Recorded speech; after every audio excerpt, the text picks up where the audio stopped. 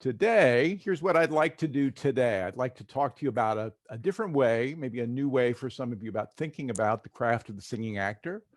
I'd like to introduce you, if you're not already familiar with them, to SAVI Cards, to what they are. There's this innovative tool that I've created that I'm talking about, and it's for its value for teaching singing actors. And I want to define the most important skill that we can, as teachers and coaches, impart to our student singing actors. I'd like to show you how SAVI Cards can cultivate the ability to make savvy choices. What is that? Well, savvy, as you can, is the homonym of it, SAVVY, smart choices, effective choices, and demonstrate some exercises that you can do with your students in lessons, in group classes, and in private practice. I'm going to introduce you to a thing called SAVI Tracks, which is another resource that I've created for the practice room, and talk about, finally, in the last bit of the hour today, about how SAVI Cards can be used in repertoire preparation for actually working on songs, although not a lot of today's presentation will focus on repertoire and on songs. And of course, if you're a voice teacher, or you're a director, you're a drama teacher, you're a coach, that's a lot of what you're doing, is working with your student artists on songs.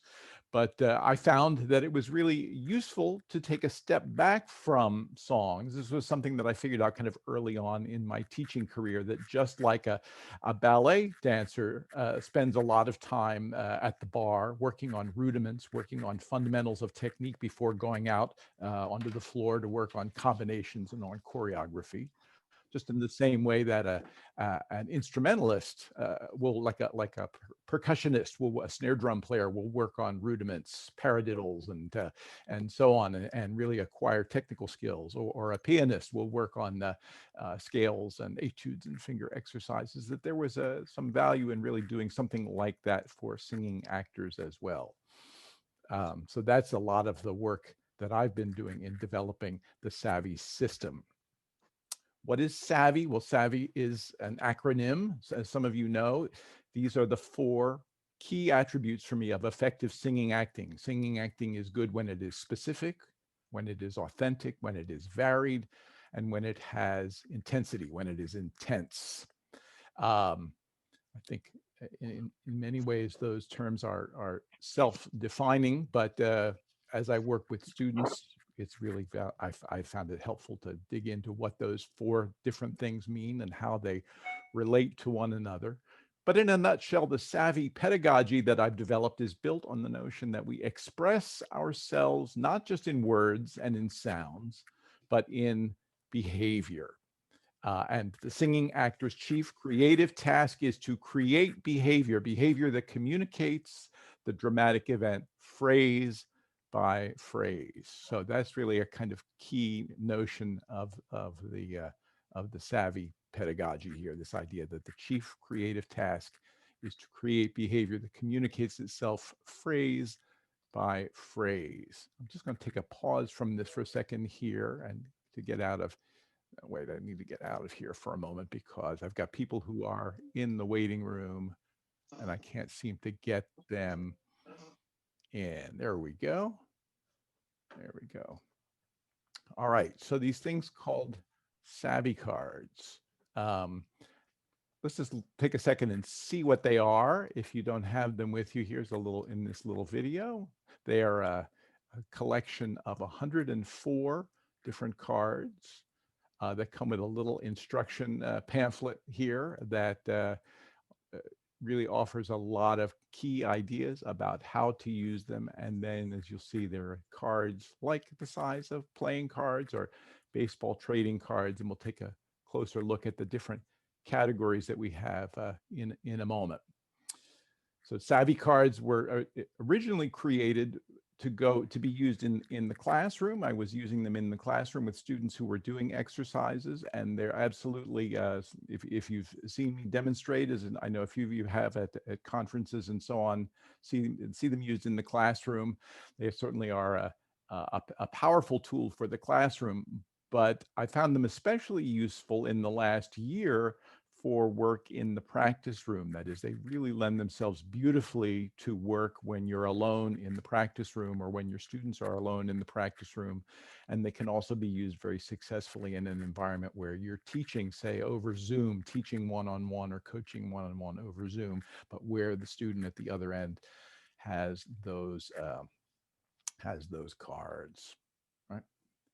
Right, so let me go to my next slide here. There are 8 types of SAVI cards, and we saw some of them flash by there, but let me just tell you what those 8 are. They're color coded on their backs. The yellow cards are subtext cards. These lavender cards are pictures of faces and gestures and people without any text. The red cards are emotion cards, different kinds of primary emotions, kind of like the primary colors that we work with when we're creating behavior. The blue cards are adverb cards, and you see an example of one of those there. And then the orange cards are action verb cards. The green cards are adjustment cards. The light green cards or yellow green cards here, these are music and voice cards. And then finally, every deck includes some blanks, some custom cards where you can create cards for yourself. So those are the 8 types of SAVI cards, and they're meant to be introduced into exercises and into songs as kind of disruptions, individual disruptions, just like a coach would in a session to say, well, let's try this now, let's try that now. What if you did this? What if you did that?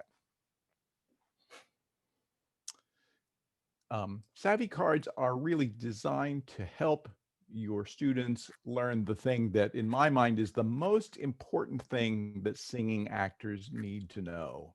I know if you're a singing teacher, if you're an acting teacher, you may have your own thoughts, your own ideas about this. But this, for me, is at the heart of what singing actors need to know, and what so many of them, it seems to me, don't know: how to create behavior while singing that communicates the dramatic event, and then how to organize that behavior phrase by phrase.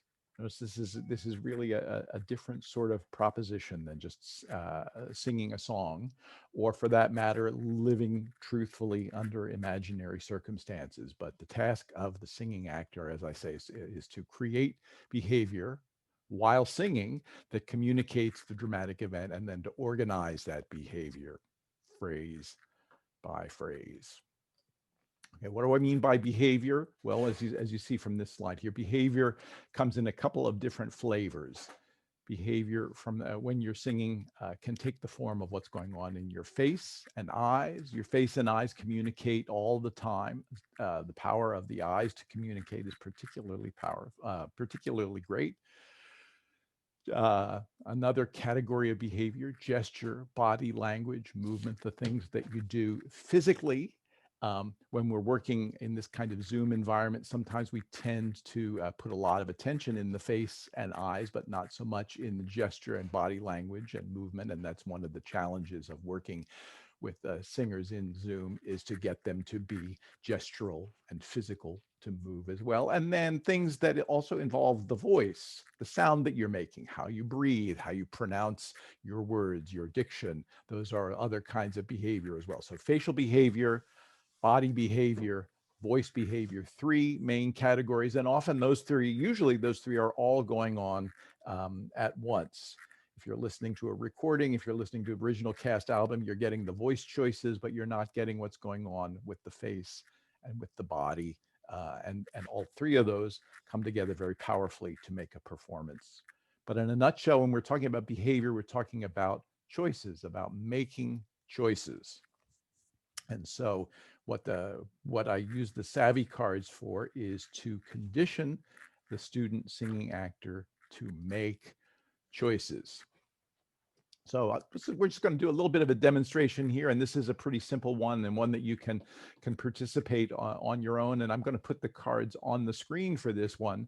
But one of the basic things that I start out doing is to work with kind of basic vocal exercises or vocalises and try to introduce the cards with them. So in this particular case, you're all muted so you can make sound and you don't have to worry about hearing each other or interfering with each other. Of course, that makes quite a racket and confusion on Zoom. But let's just for a moment, let's use a very simple pattern where we're going to go up and down over the interval of a fifth. So we'll sing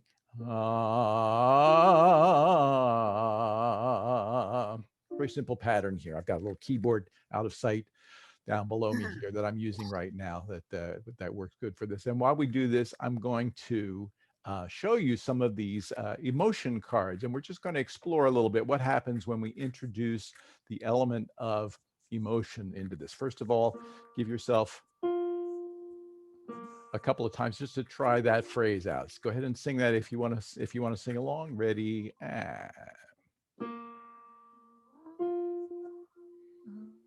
Doesn't matter if we do it at the same time or not.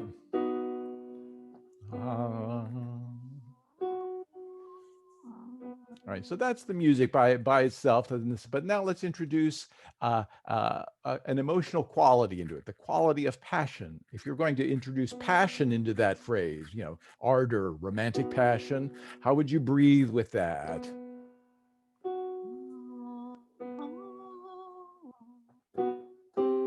Try again with that particular emotion. What would you do with your face? How would your face communicate passion while you were singing that phrase?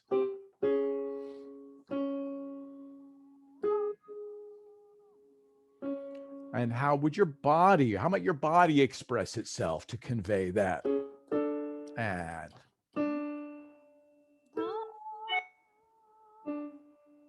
great. And once more, face, body, voice all together.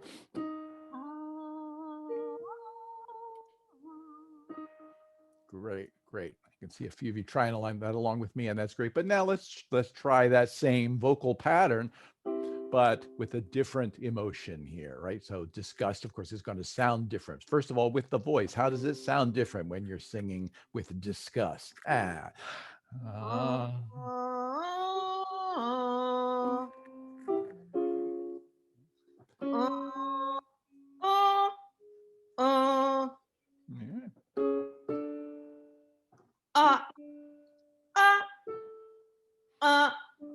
Great, great. Make sure that you're all muted. I'm getting sound from somebody here, and I'm not sure who that is. But just make sure that you're all muted as you do that. And with the body, how would your body communicate that emotion while you're singing? Just notice how it's different from the previous thing you were doing, and your face as well.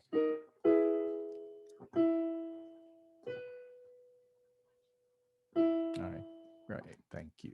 And let's look at another one here. Let's go on to another emotion here. I won't dwell so long on each one, but when you're working on your own in the practice room and you're initially starting to introduce these, I think there's time to be spent productively exploring these things, like courage, for instance. How do you, when you're feeling courageous, how do you breathe? What does your face do? What does your body language do? What are the experiences that you've had where you've had to call upon courage, where you've felt courageous? What are images that you've seen of people that look like that are courageous? There are really some opportunities for personal investigation and exploration that you can do. And if you're working with a student, you can also side coach them or encourage them to go deeper with each of these. So let's try singing that same 5-note, that perfect fifth phrase, but let's do the same with this particular emotion. And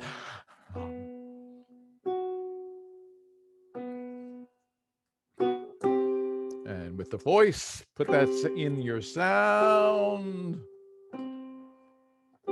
In your face, what would the courageous face be like? And put them all together: face, voice, body. Great. good. For a moment, just go back to the last one. How's that one different, right? Disgust. Let's do that one. Ah.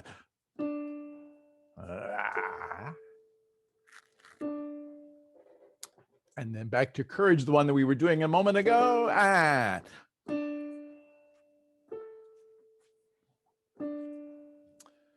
Good. Got a few more of these emotion cards. Let's just try a slightly different vocal pattern. If you're a voice teacher, of course, you've probably got a lot of these that you like to do, but let's try another one. This is one of my favorites.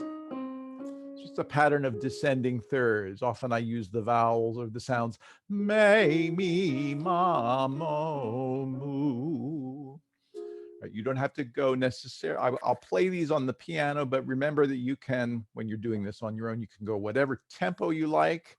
And you don't necessarily have to progress up by half steps, although that's a really kind of a classic pattern to follow in warming up, but you can go down, you can stay on the same key. You don't have to follow that pattern, but let's use that and sing that may, me, ma, mo, moo with this emotion of laughter, a laughing breath, a laughing sound. And here we go.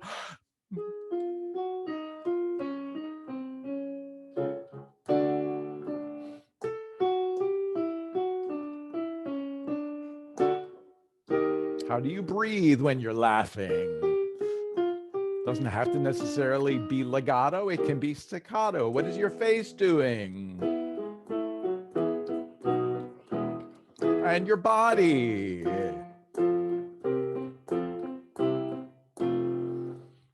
Right. So I think you're starting to get the idea about this, and these are some other emotion cards that are there, but the emotions are just one of the categories here that you can use as you're working through this. Let me just kind of take a quick pause from what I'm doing, from screen sharing, because I'd love to get just a little bit of at this point in the discussion, whether you have any questions or observations about what's going on here. That's because that, in a nutshell, is the basic idea of this. Hey, Mara, nice to see you there. The basic idea, which is that you take a bit of singing and you add a card to it, and then things start to happen, right? Things start to change. There are different kinds of cards, or different ways of doing it. But go ahead and unmute yourself if you have a thought or a question or an observation to share about that.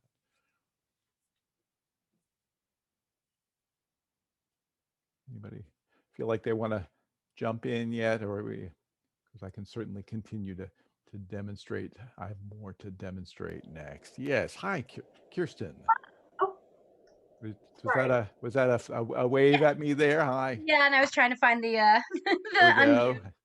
unmute. Yeah, no, I was thinking as I was doing it, as I was, playing along here, that I'm so much less concentrating on how it sounds and making it perfect, that notes were flowing out much, much easier because I wasn't worried about what it was sounding like. I was, just kind of concentrating on disgust, or, and like placing it in a different, it was you can definitely say like, hey, look at your placement. And when you're doing it with disgust, you didn't try to place it in a different place, it just naturally goes there. Right. So that was really cool.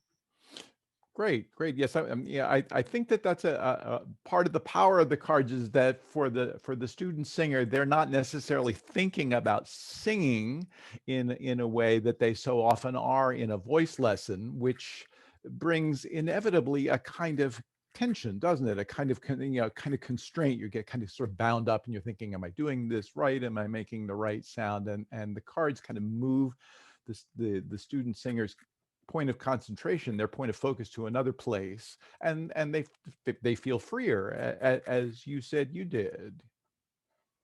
Yes, I love that. I love the playfulness and less anxiety while going through these exercises that just by this point in the semester we're like going over and over again and working on certain technical things. This gives it a little more playfulness and great communication tools. Great.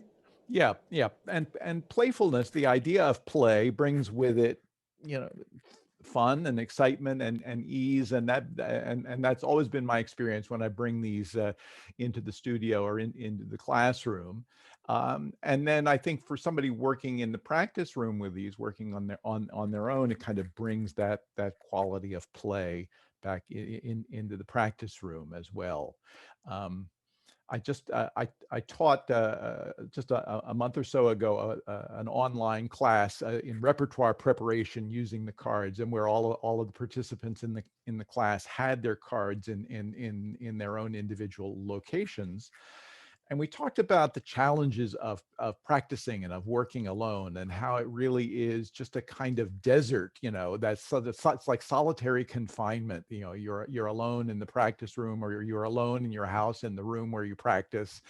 And so what do you and you feel kind of lost, lost for ideas, and lost for things to do other than to sing through your songs. And I got such positive feedback about how the cards really brought ideas into the room, new ideas into the room, and creativity and playfulness into the room when they were working that way. Charlie, Yes. sorry, quick question. I know it might be you might cover it in a little bit in the future or later on in the thing, but obviously this is working on using the cards and using it on a scale. Then when you popping it onto a song, using it on a song, is the idea to then to go through the song and then select appropriate cards that you would think once you've done the analysis of the song? Can you do that Well, as well as random sort of selection of cards as well? yes, and Damien, that's a great question, and I will talk about that a little bit more towards the end Okay, when I that's get fine. into repertoire preparation. But the simple answer is yes, and that sometimes it is really useful to do that randomly. That is, the cards can be kind of random propositions, as like you shuffle the deck, and as you're going through your song, with each phrase of the song, you flip over a card, and there's an idea that you hadn't been planning to do, but you're now kind of prompted to do that. Or you can create a plan, like a sequence of cards, and then practice executing your song with that sequence of cards. And so that, kind of mixing up those elements of randomness and surprise, but also choices, and things that you want to commit to, and have routinely be a part of your performance, can be practiced that way. Of course, one of the things that I want to demonstrate before we leave this idea of working with vocalese is the idea of trying to coordinate your singing with the accompaniment, and also with the idea of making changes as you do that. I'm going to go back to my screen share for a moment, because I have another slide that I want to share with you here, which talks about how songs are made by phrases. And I've brought back this picture of me with the triangle here, because the triangle is a kind of important symbol for me. It's the symbol, the sound of the triangle is the sound of the ding. And the ding in SAVI is that moment when a new phrase begins all at once, just like the sound of the triangle. Ding, or like ding, that thought that occurs to you all at once. And the ding is the moment which is the ideal opportunity to make an adjustment or change, which is to say that let's go to a new card here. So once your students start to get the hang of making choices, using the cards as a tool for making choices, inspiring them to make choices and to make different kinds of choices, the next part of the work is learning to coordinate the changes between those choices and coordinate them with the music, because a song isn't just one choice, right? We don't just paint a whole song sad or courageous or laughing or whatever, but every phrase in a song has its own particular opportunity that it provides to the student, for the student singer, for creative choice making. I'm often reminded of this when I watch student work. That's one of the things that I think always benefits the work of the singing actor, is when you can learn to work with attention paid to every individual phrase, right? So there are within the course of a song, within the course of a minute of singing, there are usually between 6 and 10 phrases going on there, which means there are 6 to 10 opportunities for creative choice making there. And my interest in singing phrase by phrase is really meant to get a more particular, more specific, and more detailed kind of approach. So let's see if we can't get something that is coordinated a little bit more phrase by phrase. And let me just, I need to find something here in my presentation to share with you here. All right, so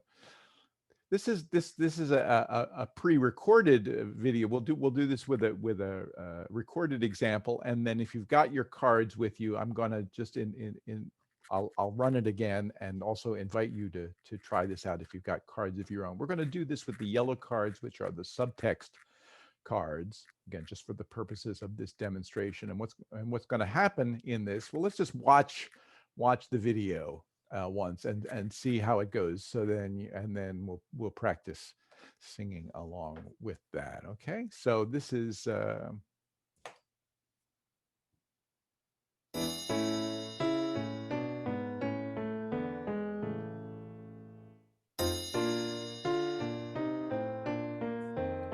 That phrase of descending thirds, hey, me, mamo.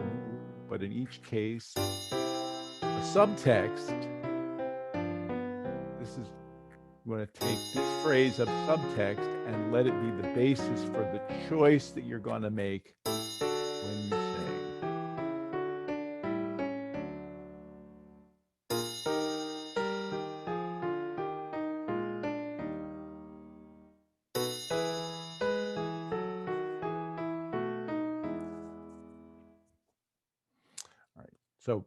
So with each phrase that you sing, there's a new subtext, a new thought that you're going to play, and then you're going to try and communicate that subtext through your face, through your eyes, through your body language, through the sounds, the kind of sound that you're making, whether it's a beautiful sound or a harsh sound, or whether it's anything that you want to do to modify the sound and the way that you project it or articulate it, that would be fine. But let's stick with that vocalese, that pattern of descending thirds, me, mi, ma, mo, mu. And you can hear in the track that I've made there, in addition to the accompaniment, you hear the sound of the ding. That is that moment where the change is supposed to happen, where the new card appears. If you're practicing and you've got cards in your hand, the ding is the moment when you kind of flip to or glance at the next card that you're going to use, and you allow yourself to be surprised or inspired by this. So now at this point, we're working on not only creating behavior, but choosing and changing and doing that in coordination with a musical accompaniment. So I'm going to play this again and invite you just to try it on your own from wherever you are watching as you do when you're doing this. Okay. I think, again, I just need to make sure that just before we get started, make sure that you're all muted there so that you can, got water running in somebody's location there. So. Oh, is it? Okay, well then never mind. All right, here we go. Here's the video. And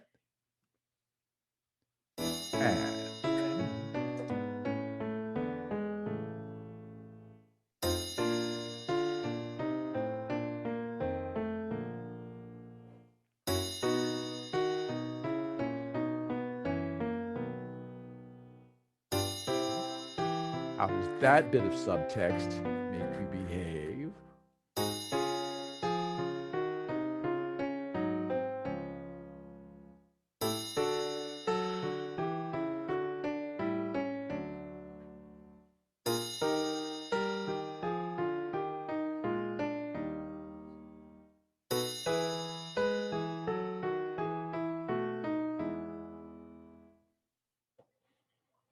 Now, it doesn't necessarily have to be a new phrase or a new card with every single phrase. Sometimes it's useful to stay with a card for a couple of phrases, but to suggest at the ding that you intensify. That is, can you do that, but really make it, do it more with your face, do it more with your voice, do it more with your body. But this idea of choosing and changing, making choices and then making new choices, and doing that in a way that is coordinated with the timing of the musical score. I maintain this is like a core. This is for the singing actor what the paradiddle is for the snare drummer, right? Or what the pliés are for the ballet bar. It's a skill that has to be mastered. Like a tennis serve, you have to master the components of the tennis serve so that then you can go out onto the court and play to win, but do that effectively. So I really think this is an example of something that can really be combined in a lot of different ways. Again, let me just end the share and ask you: do you have do you have any questions about this next stage of the work, which is coordinating with the accompaniment? Charlie? Yes, David. Could I just say something about what you've just been doing? Of course, please. Something happened in a class that I was doing, and it sort of, I just wonder if I could share it with you. I mean, of course, it's a bit off the wall, but there you go. A student was singing, "I got rhythm, I got music, I got my man, who could ask for anything more," right? And as we know, it goes, "I got rhythm, I got music, I got my man." And I said, "Are they all the same?" And I said, exactly. why don't we split these up? I said. And what we had was something like, "I delight" for "I got rhythm." "I consider," "I got music." And "I seduce" for "I got my man." And it sort of completely changed the whole thing, because they were suddenly thinking of it in 3 different directions, and everything was different. Whereas before they were just singing it straight flat, straight right the way through, just as if it was one phrase, which it can be, but at the same time, rhythm, music, they are different, but they're part of the same thing, right? But and the fact that the man is there as well as part of the rhythm and the music, it sort of makes a lot of sense. So what you're doing, I think, is really it's really great, because it's getting people to think about what the text really means, and allowing the voice to just go there, because the changes in the voice were amazing in terms of what they did with their voice without being told, and no longer was it the copy. Right.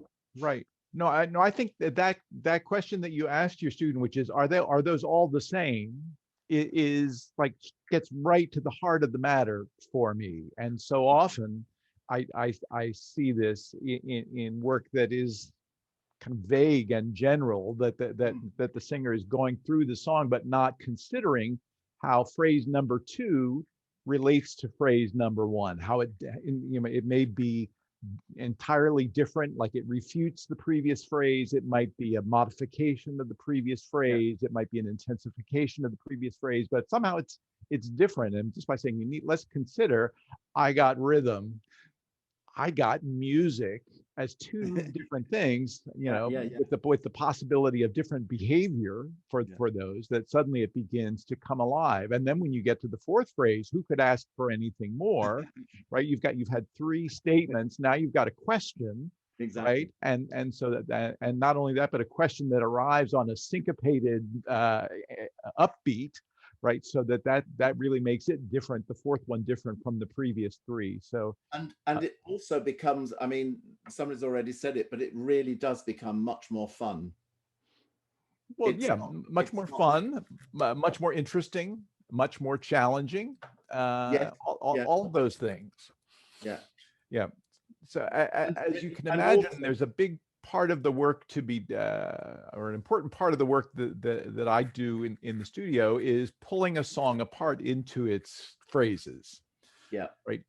This kind of technique work that I've been describing in the first part of my presentation today is kind of preliminary, but there is another part of work that is really not the theme of what I'm doing today, but another work, maybe another workshop indeed, which is understanding how you can separate a song into phrases and what begins to happen when you work phrase by phrase. Yeah. Well, it keeps the performer in the moment as well, which I think is really, really important. It does, and there's something about the cards, about the nature of them. It's like, one, and then another, in the same way that you so that you can just randomly, as you do, I got rhythm. Yes. I got music. I got my man, or and then an action verb, or whatever. There's just there's a natural way that the physical reality of the cards lends itself to that kind of phrase by phrase choice making. And then it comes into performance because it's reaction, isn't it? It's a reacting to exactly what is there at that moment. And tomorrow night it might not be the same. Right. It'll be something different. Terrific. Yes, and so let me just show a little bit more about that. I'm going to go back to my screen share for a moment, to just before I leave this all together, to show you that the exercises for that particular track and the others that we're doing are there. They can be found online, and they're available to you if you go to this URL here, tracks.savisingingactor.com. Right, so that sorry, let me just show you when you go there. It's a SoundCloud page where you'll see there are dozens and dozens of these that all of which have that kind of ding signal in them as well, and so you can listen to them and see how you might, and you see some of them even have music that goes with them. So I'm going to use one of these. Come back to one of these in a moment and show you that. But that resource is there for you to use if you'd like to do that. So working phrase by phrase. Let's just kind of demonstrate that, and I'm going to do that with a song that I'm going to assume we all know, which is the ABC song, right? The song that we sing to the tune of "Twinkle Twinkle Little Star." Right. So if you want, let's have a little music rehearsal here and get ready for this. Readies, and we'll sing A B C D. And then the next phrase, which would be HIJKLMNOP, ding, QRSTUV, ding, WX. Y and Z. Two more phrases. Now I know my ABCs. Next time, won't you sing with me? So we'll do that, but what I'll do is I'll show you a different adverb for each one of those phrases, so that we'll just practice this idea of using the cards to make the individual phrases different in their behavioral content, right? So the first one will be playful. A, B, C, D, E, F, G. And now the next one, H, I.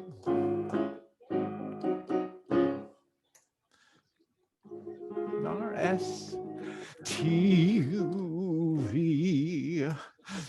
WX.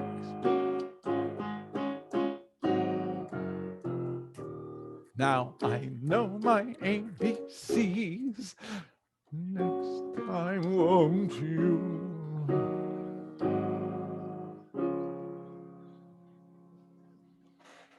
Right. So there's a kind of a song that I will often use in a workshop because everybody knows it, or most people know it and can sing it right away. You don't have to think about the singing of it. And then we can really apply this idea of one choice per phrase. Again, I think of this as like an etude or a kind of practice exercise, but from there, it's just a short hop to I Got Rhythm or A Weekend in Ohio or whatever, a piece of repertoire that you're with, because the principle remains exactly the same, right? one phrase, one card, new phrase, new card. Right. All right, so we did that. And that means I want to go to just talking a little bit more about using SAVI cards for repertoire preparation. The procedure, and now that gets us from that kind of exercise to working on a song, is we need to identify where the phrases begin and end. That is where the dings are.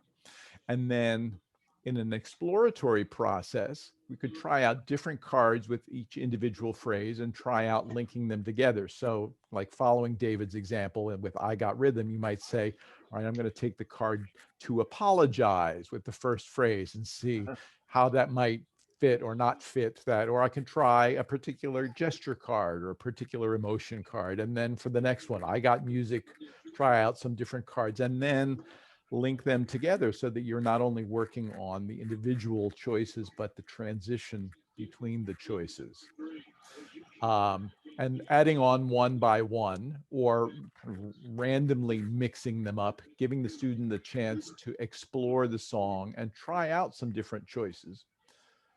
Of course, in performance, the idea is we're trying to build a performance. When you're building a performance of a piece of repertoire, you're building something that is planned and kind of scored in advance, where you've made what you think are going to be the optimal choices. And now the student's task becomes their ability to execute proficiently. That is, you've made the choices, but you're not going having gone through that process of discovery, now you want to be able to do them consistently. Of course, consistency is a great value in performing live on the stage, doing 8 shows a week. The director, the stage manager, your fellow castmates, all, you know, the conductor, everybody expects you to be consistent in your execution. So you have to get to that point. But the cards, again, can be useful as a tool as you refine and polish your execution as you're going phrase by phrase. Right. So if you've got cards with you, and I know many of you do, so I'm just going to invite you to choose 6 of them at random, any 6. We'll do this ABC song again. If you don't have cards with you, no worries. I'll give you some adverbs here. But let's just if you've got the cards, I'd love to have you have the experience of trying to handle them. So pull 6 of them out. Doesn't matter which 6 they are. Okay. Again, please make sure that you're muted at your end while we do this.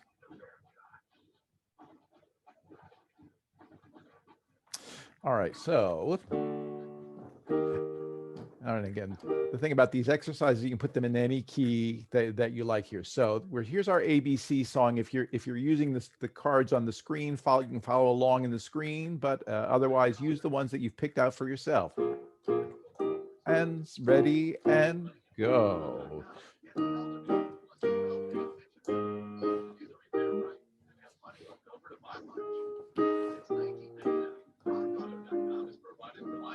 Q.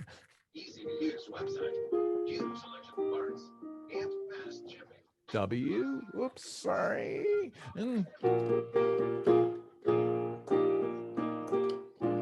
And your next card. And your last card.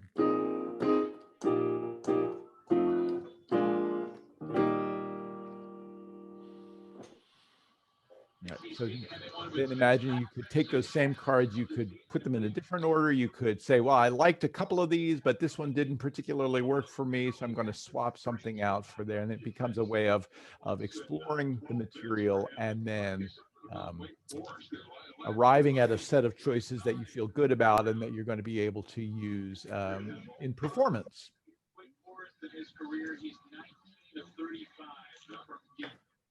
Okay. All right. Yeah. So. So this is a good moment to take a breath and respond to your questions. Kim, did you have a question? You caught my eye there for a second. No? Okay. Do you understand how you would go about applying this to working with the student, say in a one-on-one situation.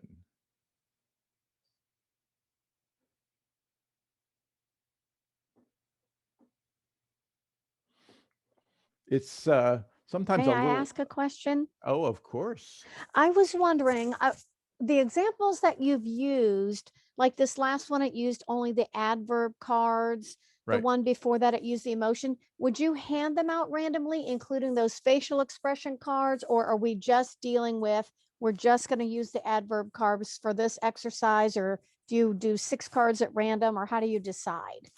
Well, I think that that's part of the art of using them in the classroom, and some, depending on where the students are. Sometimes I will use let's just work with the adverbs, and sometimes it's useful to mix them up.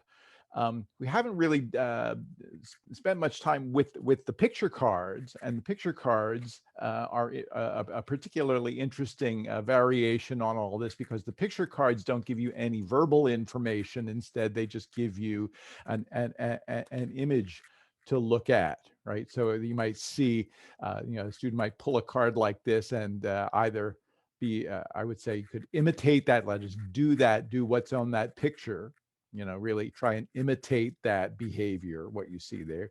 Or it might be respond to that picture. That is, what if somebody was doing that to you? How would that make you respond? And it kind of, the picture cards are really powerful because they take you to a place that is not about words, that doesn't necessarily involve using that part of your brain that is processing words. So sometimes we work with the picture cards by themselves, and we do just kind of mirroring or imitation, like make your face do, or make your body do, what you see going on in this picture.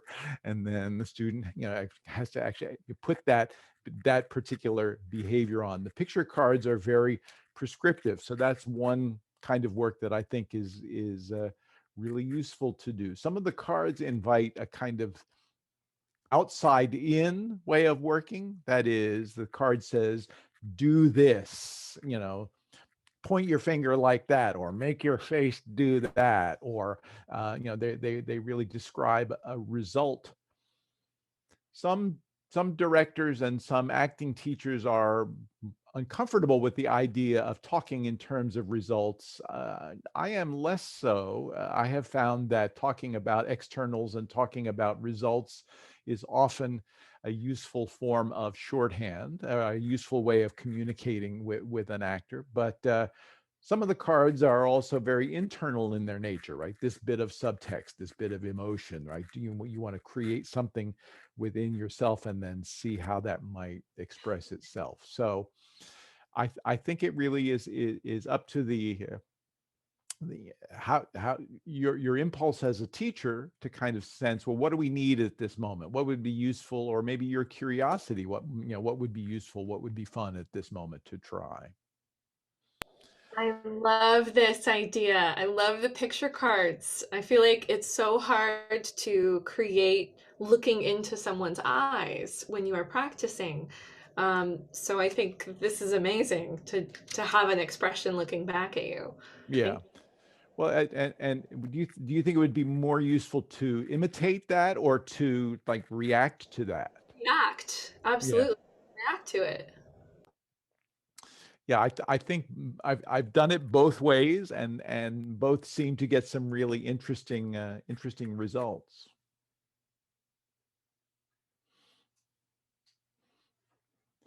Any other questions or other observations that have come up? Can you imagine how this might work for you, or do you have questions about how this would work for you if you were working in a Zoom type, or a distance virtual environment like this? Mara? Yeah, I have a question. I'm curious about the duality for the student or the performer when they are experiencing the emotion, the prompt, the activity, and reaching for the next card.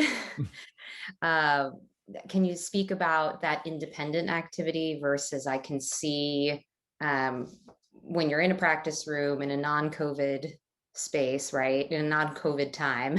Mhm. And the teacher is presumably lifting the card and the performer stays in their lane. Mhm. So could you speak about that? I guess the responsibility that the performer has to do both. Yeah, you're absolutely right, Mara, and you probably had a little bit of firsthand experience with this as well. But when you're working this way, part of your brain is in the moment, right? Is like I'm very, I'm playing the action to entice. But there's a little part of your brain, right, in the kind of executive function part of your brain that is also thinking in 7 beats, I'm going to have to go to the next thing, right?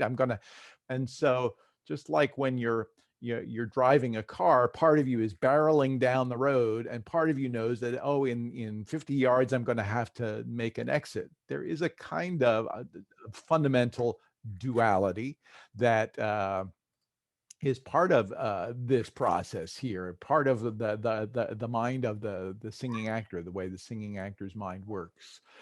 Part of you is, I'd say 80% of you is fully committed to the moment, but then there's some little piece of you that is also aware that the next moment is coming up. And so you're going to have to get out of this moment and into the next moment. What I've found with working with these with my students is that after a couple of tries, it really becomes pretty second nature to hold the cards and to not really be thinking about the cards, except that in that instant, right before I know I'm going to have to go to the next one, I'm kind of unconsciously getting the next one on the top, and then it's there, and then I glance at it and I go back to my performance, and I'm not necessarily, so that the management of the cards in your hand and the thing that you have to do can happen pretty simply, but sometimes it does take some coordination there. If you're teaching over a screen where like you've got the cards and your student is in another location, and then you're trying to give those prompts, well, you can see even with me trying to do that with my slides today, it does take a little bit of practice to get proficient at making those kinds of transitions there. But you're absolutely right. There's a kind of duality that is part of the performer's awareness. Part of you is really giving going full out with that choice that you're doing, but even as you're singing that really loud, passionate, emotional moment, that then there's going to be a subito piano and you're going to have to do the next phrase very differently, or suddenly the music will change because you have an acting transition that takes you to a new place emotionally. So Great.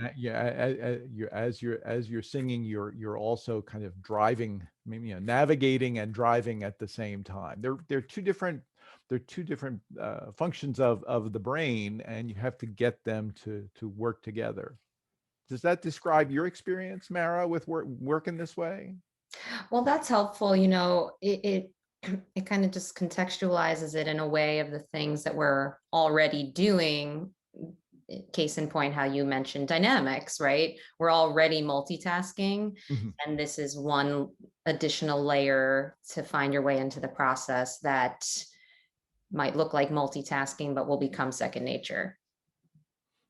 Yes, I think one of the important elements of training for me is to get used to the multitasking nature of singing acting, that the singing actor is usually using several different regions of the brain simultaneously. And so that means there's a kind of coordination that some people don't innately have, or that needs to be cultivated in the same way that working on your tennis serve, the way you bring the racket back as you toss the ball into the air, and right, all of those things are going on simultaneously, and you can only acquire that coordination by breaking it down, by working on it methodically. And so working on multitasking, that's definitely a useful thing to do.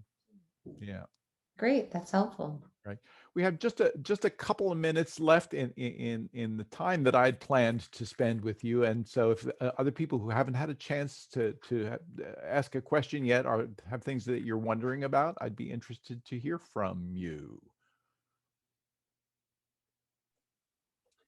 I just had an observation going back to the cards that the subtext cards as a voice teacher.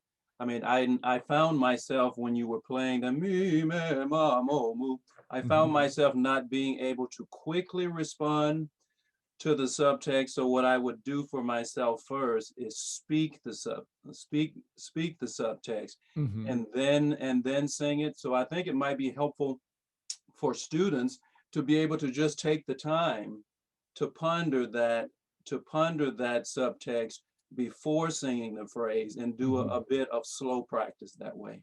Absolutely. Absolutely. And yes, sometimes I get a little bit rushed as I'm demonstrating that. So I'm so glad that you thought to do that. Sometimes I'll actually work with the subtext cards, for instance, but without singing. That is, I have, you know, in a classroom, I've got a group of people who are standing in a circle, and I'll play the vocalises, but not having them sing, just Right. look at the subtext and behave and look for ways to behaviorally express that, and then add the vocal element in along with that. Right. That's great. I mean, I'm just fascinated by this. So thank you. Yeah, yeah, no, that's a definitely a good way of thinking about that. Well, it's 3 o'clock now, and so I just first of all I want to just kind of go back and sum up, if you don't mind. I'm just going to show you one more time the things that I thought I had planned to do today, so that we can. So the things that I said we would cover today, a different way about thinking about the craft of the singing actor. How SAVI cards can be used as a tool for practicing fundamental skills. Trying to talk about that important skill that we need to impart to our student singing actors, the ability to create behavior that communicates the dramatic event and organize that behavior phrase by phrase. I've showed you some ways that SAVI cards can cultivate the ability to make savvy choices. By savvy choices, I mean, are they specific? Are they authentic? Do they have variety? Do they have intensity? And if not, what can we do to increase those qualities? Demonstrated a few exercises that can be done in lessons, in group classes, and in private practice. I showed you the SAVI tracks. We used them a little bit, and I talked a little bit about a procedure for SAVI cards for repertoire preparation. Only so much that I can do in an hour, but hopefully you found that useful. And we've also answered some of your questions.